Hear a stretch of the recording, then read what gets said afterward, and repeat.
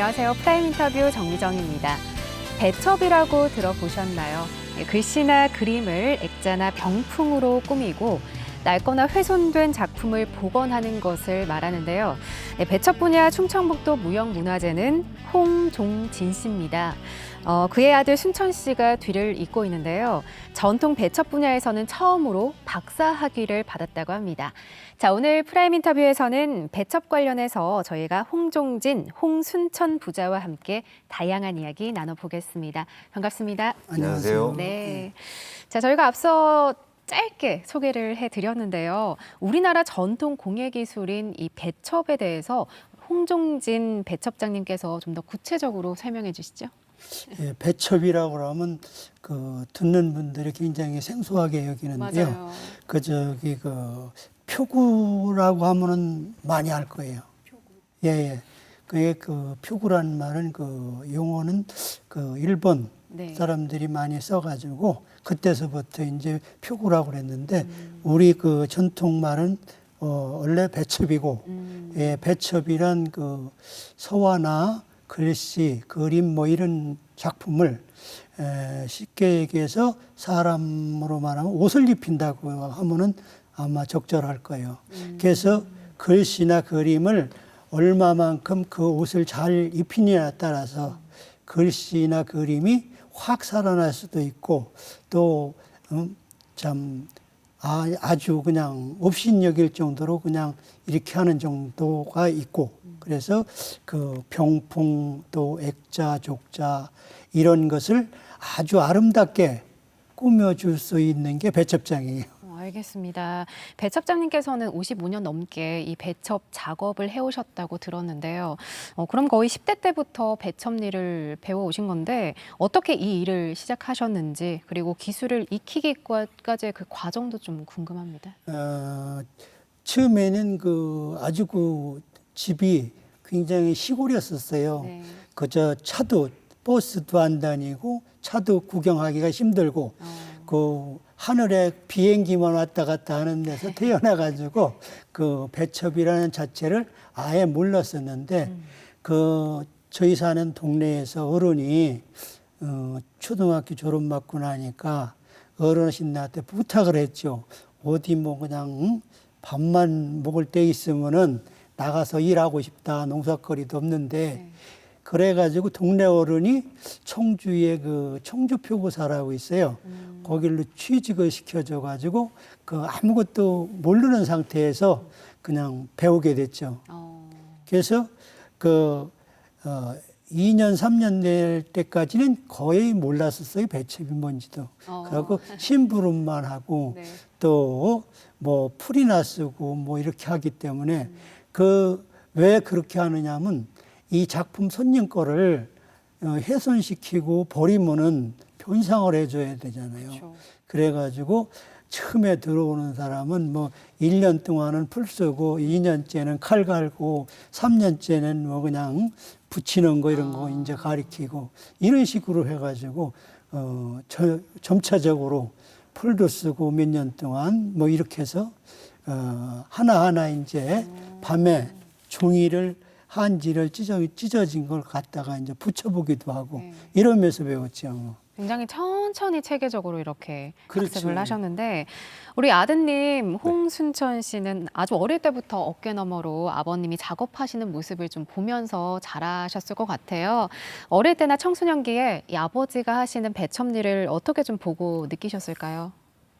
뭐 재료 같은 거 이제 나무라든지 아니면 도구 같은 것들이 많다 보니까는 어린 시절에는 그거 갖고 놀기에 딱 좋았죠. 그래서 동생하고 맨날 뭐 칼싸움하고 어렸을 때는 솔직히 그래서 배첩이라는 거가 뭔지는 솔직히 잘 몰랐어요. 근데 성인 이제 대학 들어가면서 이제 아버지께서 이런 뭐 문화재를 복원하고 어떤 이런 작품을 만들고 하시는 거를 그때서야 이제 이런 훌륭한 일을 하고 계시는구나라는 거를 성인이 돼서야 느꼈죠. 네. 네. 자, 그렇게 좀 약간 아버님께서 하시던 배첩 일을 이제는 대물림 하셔가지고 학문적으로 연구를 하고 있으시다고 들었습니다. 네네. 아버지의 대를 이어서 배첩을 좀 전공하게 된 과정이 궁금하네요. 이게 제가 처음에는 이제 아버지 일을 되게 대물림 받는다는 걸 좀 싫어했었어요. 왜냐하면은 이게 아무래도 문화 쪽이다 보니까는 이게 경기에 따라서 상당히 이게 뭐라 그래야 되나 생활고 같은 것들이 있다 보니까는 뭐 청소년기나 뭐 어렸을 때나 그런 거를 쭉 봐왔기 때문에 그런 거에 대해서 이제는 좀 약간의 거부감 뭐 그런 것들이 있어가고 솔직히 처음에는 하기 싫었는데 그럼에도 불구하고 대학 진학을 해서는 이제 조금씩 아버지를 계속 도와주고 있었거든요. 도와주면서 이제 이수도 받고 그렇게 했었는데 그렇게 하면서 저 나름대로 이제 직장도 구해서 이제 다니기도 했었고 실질적으로 그랬었는데 어느 날 이젠 그 국가기관에서 R&D 사업으로 해갖고 조선왕조실록 그 보건 사업하는 게 있었거든요. 네네.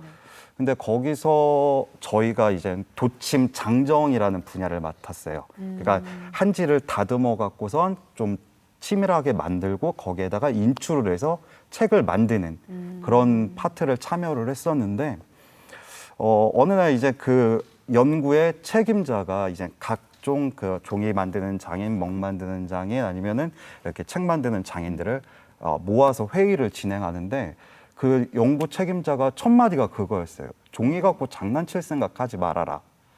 그 얘기가 제 입장에서는 상당히 충격적으로 들렸거든요. 왜냐하면은 한 분야에 40년, 50년 동안 그 한기를 판 장인들인데 그럼에도 불구하고 본인이 어떤 그런 학문적으로 연구를 했다고 그래서 그거를 좀 약간 폄하하듯이 장난치지 말라는 듯이 첫 대면에 그런 얘기를 했다는 것이 제 입장에서는 상당히 충격적이었어요. 근데 더 충격적인 것들은 장인들이 어떤 그런 이론적인 기술적으로는 엄청 뛰어난데 네.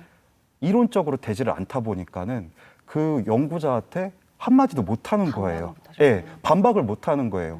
이론은 모르니까는. 그러니까 그걸 보면서 아, 내가 공부를 해야 되겠구나. 이론만 알아서는 뭐 어떻게 내가 할 수 있는 게 없겠다. 그렇게 그때 딱 생각이 들어서 아, 이론은 이론대로 하고 실기는 실기대로 해서 같이 좀 연구를 진행을 해야 되겠다. 그렇게 결심을 하고선 이제 공부를 시작하게 됐죠. 네. 자, 우리 배 첩장님께서는 슬하에 3남매를 두셨다고 제가 들었는데, 아니, 그 가운데 특별히 우리 홍순천 씨에게 이 배첩리를 권유하신 이유가 따로 있으세요? 글쎄요, 어릴 때서부터 손재주가 있는 거를 알았어요. 근데 제가 이제 권유를 하니까 네. 안 한다고 그래요. 이게 그 아버지 하는 일 안 한다고. 네. 그래서 이런 얘기하면 못하지만 뇌물을 좀 썼어요. 차를 사주면 하겠느냐 하고 그랬더니 그 술굿하게 하더라고요. 네. 그래가지고 그 차를 사줬더니 네. 진짜로 이제 와서 하더라고. 그 전에는 그 하기 전에는 연극을 한다고 굉장히 그냥 거기에 그냥 학교 다닐 때는 대학교 그래요? 다닐 때는 이 연극을 참 깨우고 그랬어요. 그 거기에 그냥 침체해가지고 그 벗어나지를 못하는 걸 이제 그 뇌물로 꼬셨죠. 그래가지고 저기 그 부여의 전통대학교에 교육원이라는 데가 있어요. 네. 그 배첩을 가리키는데 연구하고 가리키는데 글로 차를 사줘가며 보냈죠. 그랬더니 이제 거기서 취미를 붙이고 또 전수관에 와서 하고 뭐 이렇게 하더니 이제 그 직장도 이제 그 문화재 연구소 글로다가 이제 직장을 어떻게 저기가 다 가지고서 글로 보냈고 이렇게 거기서 또 글로 보낸 것은 그냥 기술보다는 거기 가서 어떤 식으로 나보다 어떤 식으로 또 하나 그거를 배우라고 이제 보낸 거죠. 그게 나만 잘났다고 내 기술만 잘났다고 하면 안 되거든. 전체 우리나라의 그 기술이라는 거는 최고의 장인들이나 이런 분들이 다 합해가지고 내 거를 만들어야 되지. 한 사람 것만 이렇게 배워가지고는 또 자만할 수가 있고 오만할 수가 있어요. 좋은 말씀이세요, 정말. 그래서 그러면서 이제 전수관을 짓고 이렇게 하다 보니까 자연적으로 이제 그 직장도 하던 직장도 이제 그만두게 되고 그러면서 이제 그 하기 때문에 그걸 그 직장을 다니도 못하고 하기 때문에 그만두고 이렇게 해서 지금은 완전히 이제 가래도 이제 내쫓친다고 해도 안 나갈 정도로. 아무튼 이 모든 것의 시작은 차로부터 시작이 됐습니다. 그렇죠? 자, 우리 배첩장님 그동안 수많은 배첩 작업을 좀 해오셨을 텐데요. 배첩 작업 과정들 가운데서 가장 중요하게 신경 쓰는 게 있다면 어떤 게 있으실까요? 글쎄 풀이라고 생각해요. 그게 저기 기술도 좋고 저 재료도 좋지만은 풀이 안 좋으면은 그 암만 기술이 좋거나 암만 재료가 좋은 재료라도 이게 그 풀에는 여러 가지 그 철분도 있고 네. 또 당분도 있고 녹적이 이런 그 불순물이 많기 때문에 이 종이를 삭게 하는 부분이 많기 때문에 풀을 그냥 생풀을 쓴다고 하면은 누렇게 변질이 되고 또 벌레가 갉아먹고 언제 작품을 암만 좋은 작품을 했어도 왜 촌벌레 있잖아요. 네. 그게 갉아먹고 그러면 작품이 훼손되는 거 아니에요. 그래서 그 배첩을 할 때는 풀이 제일 중요하다고 생각합니다. 풀이 가장 중요하다. 네, 그렇죠. 자, 저희가 이번에는 우리 아드님께 여쭤볼게요. 아무리 배첩 분야 박사라고 해도 55년 외길의 무형문화재이신 아버님 앞에서는 자연스럽게 좀 고개가 숙여지실 것 같은데요. 아버님이 일을 가르치실 때는 좀 어떤 편이세요? 상당히 엄하신 편이에요. 그래요? 네, 왜냐하면은 이 저희가 하는 작품들이 다 이제 외부에서 그 소장하고 있는 것들을 저희에게 맡기는 거잖아요. 그렇기 때문에 제가 만약에 잘못 이렇게 다루면은 그 작품이 손상되는 거잖아요. 그렇죠. 그리고 또 뭐 문화재를 만약에 보전 처리를 한다고 생각을 하면은 제 손길 하나 아니면은 뭐 핀셋질 한 번에 문화재가 복원될 수도 있고 또 다른 훼손이 될 수도 있거든요. 그렇기 때문에 상당히 작업할 때는 엄하게 하시는 편이에요. 다르게 말씀드리면은 어떻게 보면 저를 상당히 어린애 다루듯이 하세요. 제 나이가 이제 40대 중반인데 보면은 이제 뭐를 저한테 시키시거든요. 시키시면은 제가 하려고 그러면은 옆에 계속 붙어요. 너 그거 할 수 있겠냐? 할 수 있냐? 해봐라. 이렇게 하면 안 된다. 저렇게 하면 안 된다. 계속 옆에서 잔소리 아닌 잔소리를 계속 하시는 거죠. 그러니까는 처음에는 이렇게 얘기 듣다가 나중에는 이게 점점 힘들어지죠. 그러니까 다른 예를 들어서 아버지가 한 번은 이제 풀을 쓴다고 그 마당에 있는 장독대에서 풀을 퍼갖고 오라고 그랬어요. 근데 장독대가 조그만 게 아니라 상당히 크거든요. 제 허리만한 데인데 거기 밑에 있으니까는 그 풀 밀가루가 밑에 그 물속에 잠겨 있으니까 그걸 풀려면은 손을 이렇게 집어넣어서 이제 밑에까지 이렇게 퍼야 되거든요. 그래갖고 이거 손을 집어넣고 이렇게 펐는데 잘못해갖고 풀 한 덩어리를 이렇게 흘린 거예요. 그 밀가루 한 덩이를. 그랬더니 아버지께서 소리를 지르시면서 너 그게 얼마나 중요한 건데 얼마나 시간을 들여서 만드는 건데 그렇게 다루느냐 하시면서 한번 뒤지게 혼난 기억도 있습니다. 알겠습니다. 자, 55년 넘게 힘든 시기를 거치면서 이 장인 반열에 오르신 아버님이기에 아드님께는 또 그보다 더 큰 스승이 없으실 것 같아요. 홍순천 씨는 석사와 박사 과정을 통해서 이 배첩에 대한 이론과 실무를 또 겸하게 된 셈인데요. 전통 배첩 가운데서도 특히 어떤 분야에 대한 연구를 좀 집중적으로 했는지 알려주시죠. 조선왕조실록이나 아니면 승정원 일기, 그다음에 각종 의궤류에 이 배첩에 관한 기록들을 살펴볼 수가 있어요. 근데 여기서 문제가 뭐냐면은 다른 분야, 다른 공예 분야도 마찬가지만 옛날에는 이런 뭐 공예 분야, 손으로 하는 분야는 상당히 이제 하층민들이 주로 담당을 했거든요. 그렇기 때문에 그거에 대한 기록이 많이 남아 있지 않아요. 그렇기 때문에 저 나름대로는 이 재료를 갖고 그리고 제가 이제 아버지한테 배웠던 그 기술을 갖고선 두 개를 이제 비교를 해가면서 이렇게 해서 이런 재료가 들어갔고 이런 재료가 들어갔으니까 이런 공정을 해서 만들어졌겠구나라는 거를 이제 추론을 해갖고선 그거를 이제 기술을 일원화를 시킨 거죠.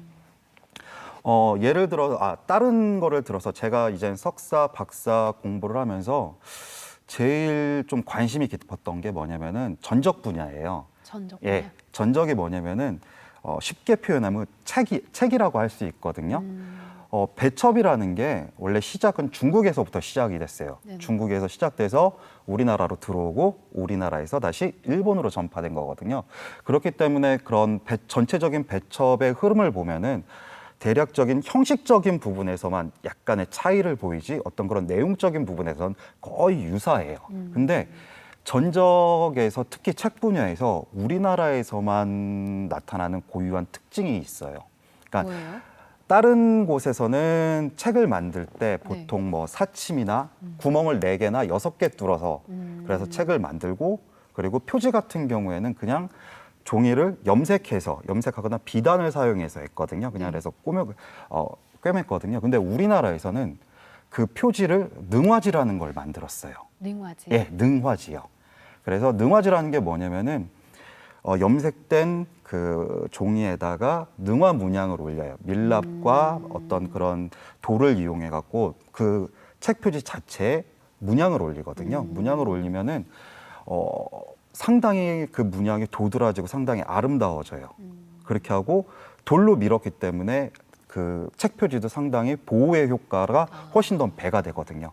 제가 실질적으로 이제 문화재 연구소에서 근무했을 때 일반 책 표지하고 능화지하고 어떤 차이가 있느냐를 한번 실험을 해봤어요. 일반적으로 제가 다른 그 책에 있는 유물에 있는 균을 채취를 해갖고 일반 책 표지에다가도 균을 배양을 하고 그다음에 능화지에다도 배양을 해봤거든요. 근데 능화지가 훨씬 더 균 성장률이 적었어요. 그러니까 어떤 그런 균에 대해서 상당히 뛰어난 그런 방충 효과를 갖고 있다고 볼 수 있고 그다음에 질긴 것도 훨씬 더 질기고 그리고 또 물에 방수 효과도 상당히 있고 그런 차이점이 다른 중국이나 일본에 비해서 우리나라의 책 표지가 상당히 우수했기 때문에 제 나름대로는 전적 분야에 대해서 상당히 관심을 갖고 공부를 했던 것 같아요. 네. 자, 무형문화재이신 아버님의 노하우와 또 배첩에 대한 이론과 기능을 정립한 우리 아드님까지 앞으로 전통 배첩을 발전시키는데 두 분의 중요한 역할이 큰 힘이 될 것 같아요. 자, 프라임 인터뷰 오늘은 충북 무형문화재 홍종진 배첩장과 아드님이신 홍순천 씨 부자와 함께하고 있는데요. 계속해서 다양한 이야기 나눠보겠습니다.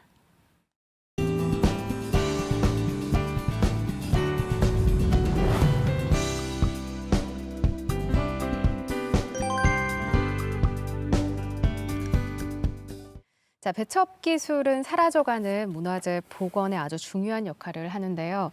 홍종진 배첩장님께서는 지금까지 700여 점의 문화재를 보수 또는 복원하셨다고 들었습니다. 무엇보다 문화재를 복원하는 일은 특히 신경 쓰이고 또 어려운 점도 굉장히 많았을 것 같아요. 네. 네.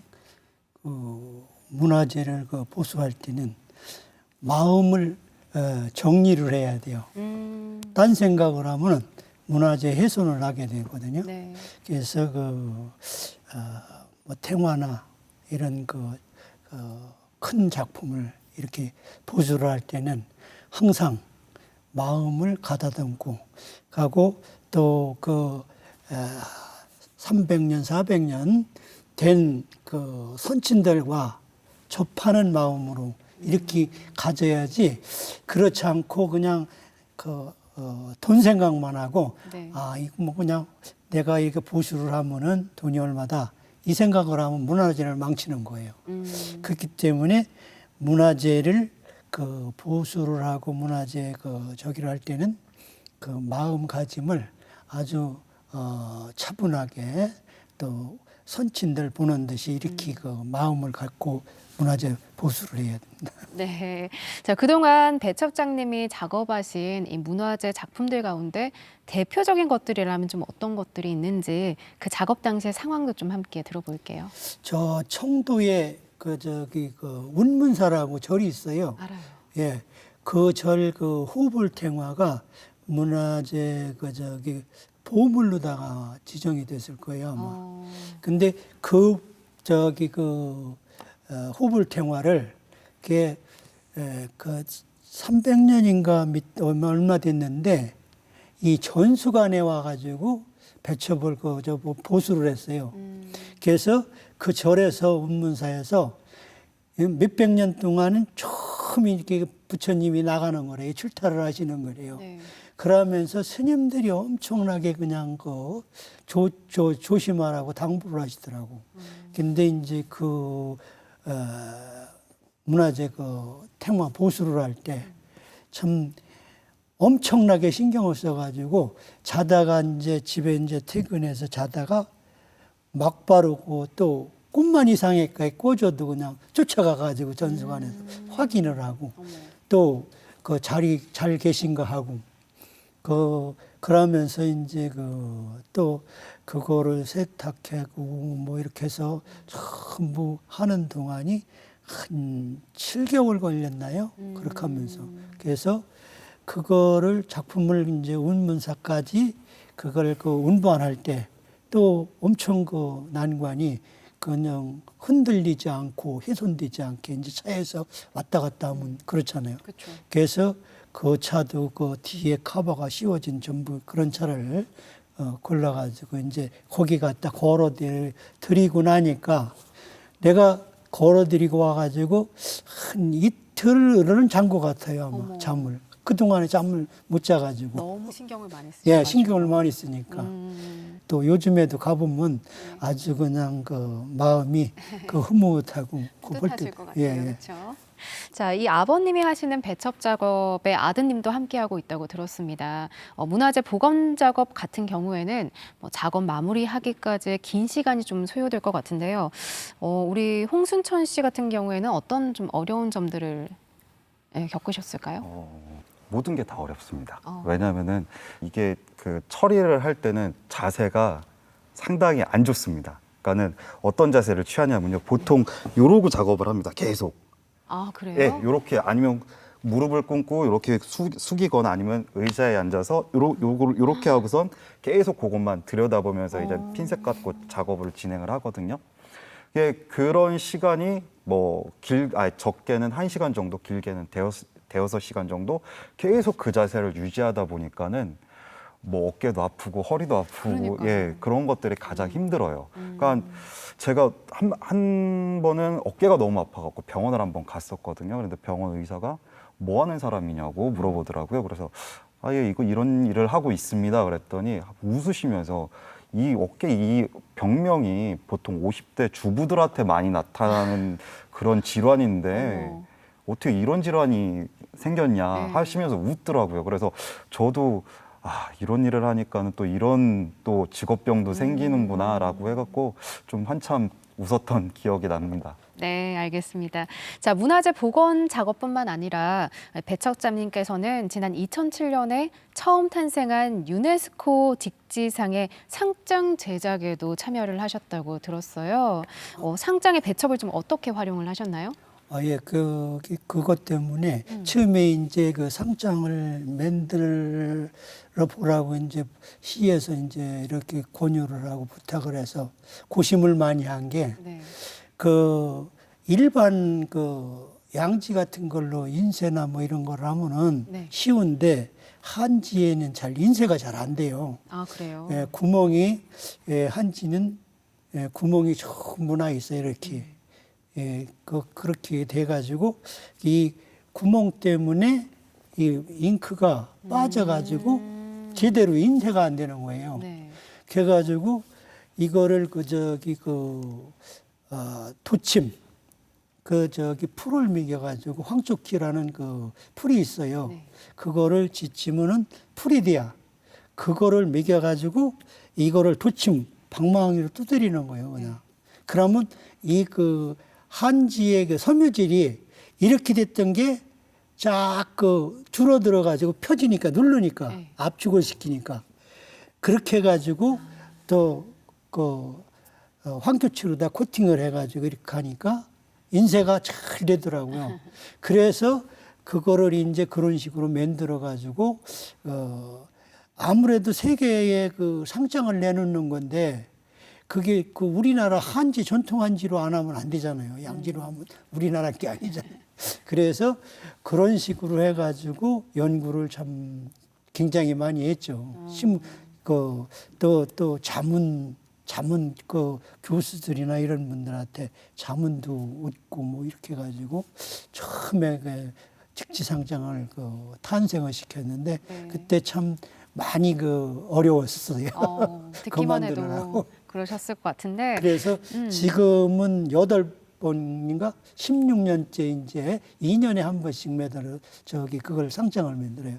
그래서 지금 8번째까지 만들었어요. 이제 앞으로 9회 이제 차가 만들어질 거예요. 알겠습니다.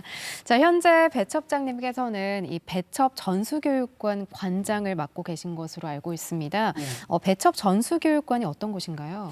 배첩전수교육관이라는 건 우리나라의 그 전통적으로 내려오던 그 서책이나 모든 그 복원하는 거, 수리하고 떨어진 거 또 복원해서 새거 같이 이제 만들고 오래 가게끔 만들고 이러는 걸 후계자들한테 양성을 시키 가르치는 거죠.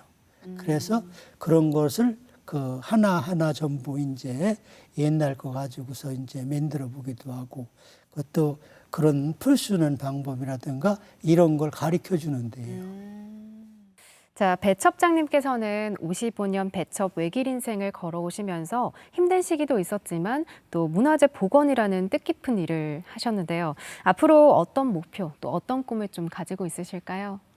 지금 전수관을 운영하고 있는데 그 후계자들, 후배들이나 이런 사람들이 와서 잘 배울 수 있고 또 우리나라뿐만 아니라 외국 사람들이라도 와서 이렇게 그 우리나라 그 복원하는 이런 것을 배울 수 있는 그런 자리 또 과학적인 그런 것을 과학적으로 할 수 있게끔 제가 이렇게 준비를 해주는 게 제일 중요하다고 생각해서 그런 것을 많이 해가지고 후배들한테 넘겨줬고 후계자한테도 이렇게 물려줬으면 아주 좋겠습니다. 네, 알겠습니다. 자, 우리 아드님이신 홍순천 씨는 무형문화재이신 아버지의 또 대를 잇는다는 책임감도 물론 있으실 것 같은데 나름의 목표가 또 따로 있으실 것 같아요.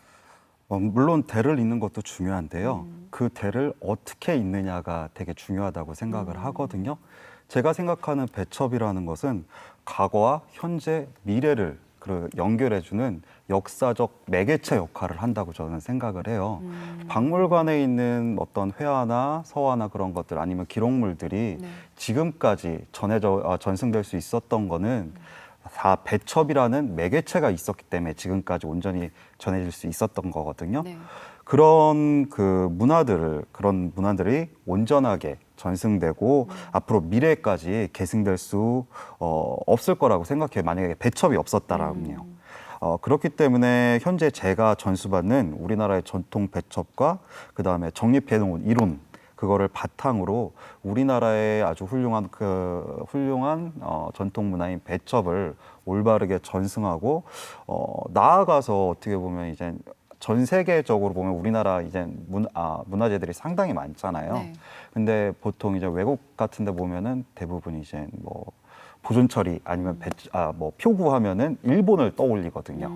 그렇기 때문에 저 나름대로의 그 바램은 동양의 문화재 하면은 한국, 또 한국의 배첩 전수 교육관이 가장 뛰어난 곳이다라는 이야기를 들을 수 있게 하는 것이 제 목표입니다. 네, 알겠습니다.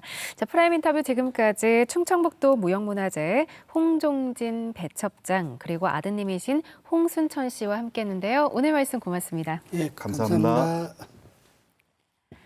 배첩을 제대로 한 작품은 그 수명이 400년 이상 된다고 합니다. 그래서 배첩을 일컬어서 종이 위에 시간을 가두는 작업이라고 하는데요.